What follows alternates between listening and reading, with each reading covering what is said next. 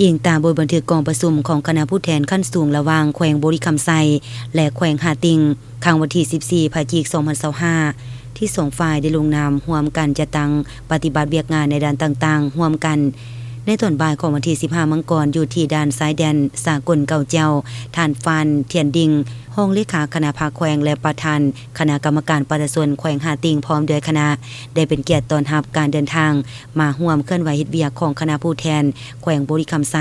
นำโดยท่านคำแวนปัญญานุวงศ์ห้องเลขาคณะภาคแขวงประธานคณะกรรมการปกครองแขวงบริคำไซพร้อมด้วยคณะ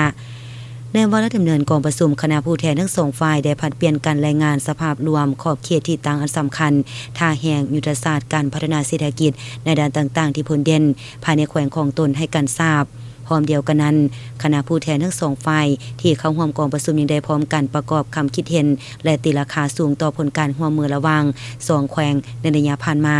ตามบทบันทึกความเข้าใจที่ได้ลงนามร่วมกันทางนี้ก็เพื่อเป็นการสุขโยแลกเปลี่ยนข้อมูลเกี่ยวกับการร่วมมือเวียกงานในด้านต่างๆในระยะผ่านมาร่วมกันเพื่อให้สาเหตุให้การจะตั้งปฏิบัติเวียกงานในต่อหน้ามีความถูกต้องสอดคล้องกับบรรดาหน้าเวียกตัวจริงของแต่ละฝ่ายโดยเฉพาะการจะตั้งปฏิบัติเวียกงานด้านต่างๆของการลงทุนในโครงการก่อสร้างยกระดับและขยายเส้นทางเชื่อมต่อระหว่างด้านสากลน้ำพาวและด้านสากลเก่าแจ้วระยะเส้นทางเบื้องลาวการอำนวยความสะดวกให้แก่การเคลื่อนย้ายของคนยานพาหนะและสินค้าการสร้างต่างเขตหัวมือเศรษฐกิจสายแดนหาติงบริคำไซการสืบต่อหัวมือเวียกงานป้องกันศาสตร์ป้องกันความสงบและเป็นระเบียบเรียบร้อยในขอบเขตสายแดนและการทูตสายแดนบรรดาเวียกงานในด้านอื่นๆอีกจำนวนหนึ่ง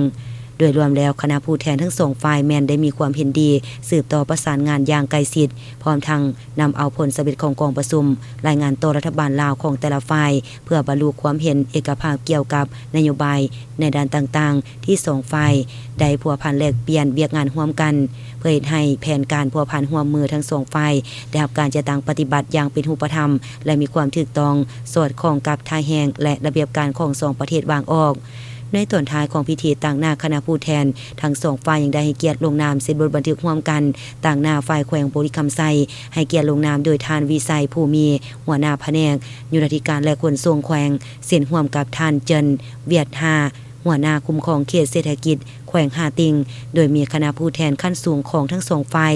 บริคำไซหาติงเข้าร่วมเป็นสักขีพยาน